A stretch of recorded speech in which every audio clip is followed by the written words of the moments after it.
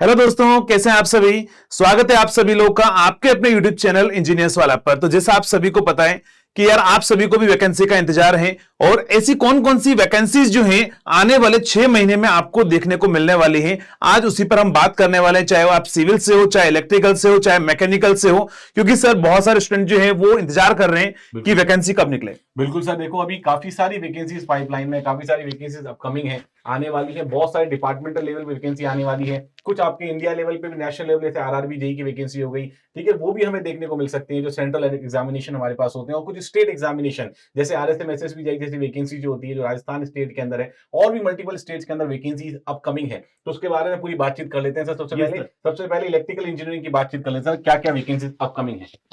Sir अगर हम बात करें इलेक्ट्रिकल के अंदर, तो इलेक्ट्रिकल में जो बल्क में वैकेंसीज आती हैं वो सबसे पहले है पीजीसीएल के अंदर। अगर आपको पता होगा लास्ट टाइम अगर आपने देखा होगा तो पीजीसीएल के अंदर 300 प्लस वैकेंसी जो है वो इलेक्ट्रिकल के अंदर आई थी। यानी कि यहां पर एक तो बल्क में वैकेंसी आपको यहां पर देखने को मिलेगी, 300 प्लस वैकेंसी है वो आपको देखने को मिलने वाली है पीजीसीएल के अंदर, जो हर साल वैकेंसी निकलती है। उसके बाद में अगर हम बात करें बार्क के अंदर, तो बार्क के अंदर भी इस बार कम से कम 200 प्लस वैकेंसीज, क्योंकि आप सभी को पता है कि यार आप एसएससी जेई का एग्जाम देते हो। एसएससी जेई में टोटल मिलाकर अगर आपके पास में बात करें तो 200 की अप्रोक्स वैकेंसी होती है, वो मैकेनिकल और इलेक्ट्रिकल दोनों को मिलाकर होती है। उससे ज्यादा वैकेंसी आपको ओनली बार्क में, ओनली पीजीसीएल के अंदर आपको देखने को मिलने वाली है। तो ये जब एग्जाम के फॉर्म आएंगे तो आपको फॉर्म जरूर भरना है, क्योंकि यहां पर आपके सेलेक्ट होने के और ज्यादा चांसेस रहेंगे as compare to SSC JEE.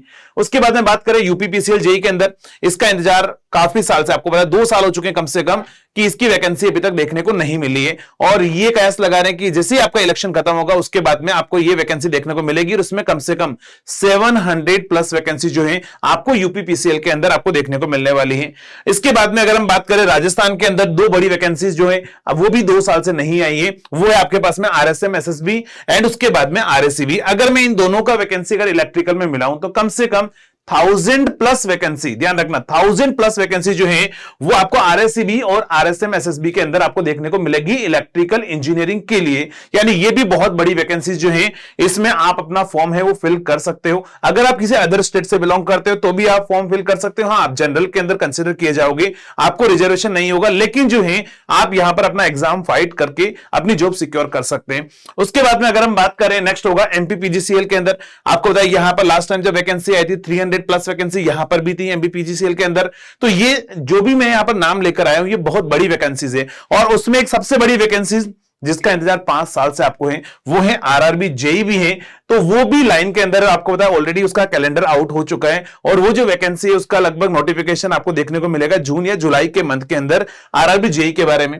एक बड़ी वैकेंसी बीएसएनएल जेटीओ, अगर आपको पता होगा बीएसएनएल ने एक सर्कुलर जारी किया था आज के 1.5 साल पहले। उन्होंने 3000 प्लस वैकेंसी निकाली थी, 3200 वैकेंसी के लगभग थी, और उन्होंने ये लिखा था क्लियरली कि इनमें से 50% वैकेंसी जो है वो हम इंटरनल रिक्रूटमेंट करेंगे, यानी कि 1500 के लगभग वैकेंसी जो है वो अंदर से ही रिक्रूटमेंट होगा, उनमें से प्रमोशन होगा। लेकिन 50% वैकेंसीज उन्होंने ये लिखा था सर्कुलर के अंदर, या तो हम क्या करेंगे गेट के थ्रू लेंगे या फिर हम अपना इंडिविजुअल एग्जाम करवाएंगे, क्योंकि बीएसएनएल टीटी की वैकेंसी जब पहले आई थी तो भी भरमार वैकेंसी आई थी, और ये वैकेंसी भी आपको जो है बहुत जल्दी देखने को मिलेगी। मतलब आने वाले 6 महीने में आपको बीएसएनएल के अंदर लगभग 1500 प्लस वैकेंसी आपको देखने को मिलेगी इलेक्ट्रिकल और इलेक्ट्रॉनिक्स के लिए ओनली। तो ये सारी वैकेंसीज है इलेक्ट्रिकल इंजीनियर के लिए। लेकिन अगर हम बात करें सर सिविल इंजीनियर्स के लिए कौन कौन सी वैकेंसी अपकमिंग है। जी सर, सिविल इंजीनियर्स के लिए भी काफी सारी वैकेंसीज अपकमिंग है। जैसे अगर हम बात करें डिपार्टमेंट वाइज की, तो एमपी व्यापम जिसमें सब इंजीनियर की वैकेंसी आती है, लास्ट बार जो अप्रोक्सीमेट वैकेंसीज थी वो 2500 प्लस वैकेंसीज थी, और अभी इसके लिए एक नोटिस आ चुका है कि लगभग अगस्त के आसपास, अगस्त का मन दे रखा है, डेट नहीं दी गई है, अगस्त में ये वैकेंसीज आने के चांसेज है। तो जो एमपी सब इंजीनियर की वैकेंसीज है बहुत बड़ी वैकेंसीज होती है, और सिविल वालों के लिए ही ये मोस्टली पोस्ट होती है। तो भाई लग जाओ तैयारी में एमपी सब इंजीनियर के लिए। बिल्कुल सर। साथ ही साथ अगर सेकंड नंबर वैकेंसीज की बात करूं तो DDA JE, Delhi development authority, मतलब दिल्ली में अगर जॉब मिले, हर किसी का सपना होता है वो मेट्रो सिटी में रहूं, अपनी लाइफ को एक्सप्लोर करूं, तो ये सारी जो सपने हैं ना वो डीडीए के थ्रू कर सकते हो, क्योंकि डीडीए से आप अगर देख पा रहे हो, क्योंकि सर देखा है हमने भी लास्ट जो 2 वैकेंसीज थी ना, 2 टाइम से कंटिन्यू 2022 में भी इसका एग्जाम हुआ है, 2023 में भी हुआ है, तो लास्ट ईयर 250 प्लस 250 के आसपास जो पोस्ट थी उसके लिए इन्होंने एग्जाम लिया है। बिल्कुल। तो DSSS जेई जैसे वैकेंसी के बारे में बात करें तो DSSS जेई और ए दोनों की वैकेंसीज हमें देखने को मिलती है, और दिल्ली सब ऑर्डिनेट सर्विसेज की वैकेंसी है।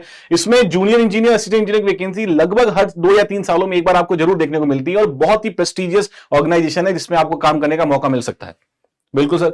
सर नेक्स्ट हमारे पास RSM SSB जेई, जैसे मैं बताया था स्टेट बोर्ड जो है, राजस्थान सब ऑर्डिनेट सर्विस सिलेक्शन बोर्ड जो हमारे पास होता है, ये भी इसने अभी पिछले 3 साल में ऑल्दो वैकेंसी नहीं निकाली है, लेकिन आपको इस बार मोस्ट प्रोबेबली ये है कि आपको वैकेंसी देखने को मिल सकती है, क्योंकि बहुत सारे सर्कुलर जारी हो रहे हैं कि RSM SSB बहुत सारी सीटें वेकेंट हैं, और जून या जुलाई के अप्रोक्स में आपको अच्छी खासी वैकेंसी इस डिपार्टमेंट में भी देखने को मिल सकती है।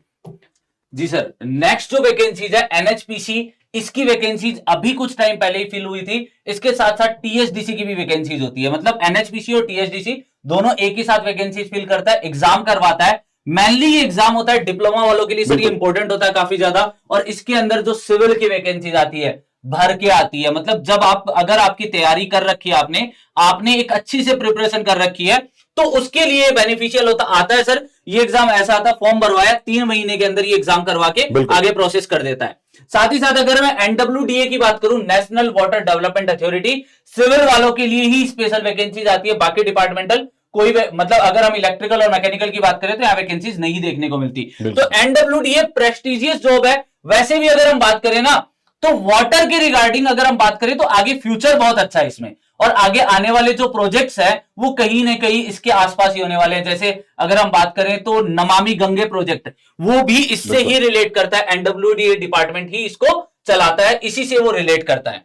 लास्ट अगर हम बात करें तो RRB जेई, जिसका वेट तो सर इनको बहुत टाइम से चल रहा है। लगभग 5 सालों से बच्चे वेट कर रहे हैं RRB जेई का कि कब आएगी RRB जेई, और RRB जेई के क्योंकि इस बार शेड्यूल भी निकल चुका है और नोटिस भी आ चुके हैं, तो एग्जाम तो होना ही है। और रेलवे ने नोटिस निकाल के बताया भी है कि रेगुलर वैकेंसीज रेलवे जरूर करवाएगा, तो इस नोटिस से एक उम्मीद की किरण तो जगी है, लेकिन देखना है कि कब आपके पास ये वैकेंसी फाइनली देखने को मिलती है। मोस्ट प्रोबेबली जहां तक हमारा अंदाजा है सर, जुलाई और अगस्त के आसपास आपको ये वैकेंसी का नोटिफिकेशन, एक ऑथेंटिक नोटिफिकेशन ऑफिशियल वेबसाइट पर देखने को जरूर मिल जाएगा। जी सर बिल्कुल। वैसे भी आप लोगों से एक बात कहना चाहूंगा कि देखो टेक्निकल का सिलेबस सबका सेम रहना है, तो मेरा कहना सिर्फ इतना ही रहेगा, पूरी टीम का कहना सिर्फ इतना ही रहेगा कि यार तैयारी में लग जाओ, अभी से एक कॉमन सिलेबस को तैयार कर लो। कुछ ऐड ऑन होगा, कुछ सब्ट्रैक्ट होगा। जब एग्जाम का सिलेबस आ जाए तो उस सिलेबस के अकॉर्डिंग आप कुछ पार्ट छोड़ देना जो नहीं हो, और जो ऐड ऑन पार्ट हो वो ऐड कर लेना। और नॉन टेक्निकल भी कॉमन, जैसे रीजनिंग हुआ, बाकी जो पार्ट हुए history, polity, geography, general science का पार्ट हुआ, ये एक बेसिक तैयार करके रख लो। किसी में इंग्लिश आया,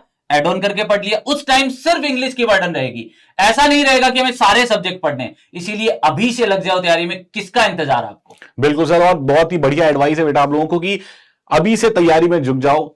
एग्जाम कभी भी आएगा, आपको लगभग 60-50% जो सिलेबस होता है वो कॉमन ही होता है, बहुत सारे टेक्निकल एग्जाम्स का, उसको आप फोकस कर सकते हो और अपनी तैयारी को आगे बढ़ा सकते हो। आई थिंक बहुत बढ़िया आपको अपॉर्चुनिटीज जो है उसकी तरफ हमने गाइड कर दिया आप लोगों को। अपकमिंग 4 से 5 महीने में आपको ये अपॉर्चुनिटी जरूर देखने को मिलेंगी, और ऑल द बेस्ट आपको अपनी पूरी जर्नी के लिए। Thank you so much.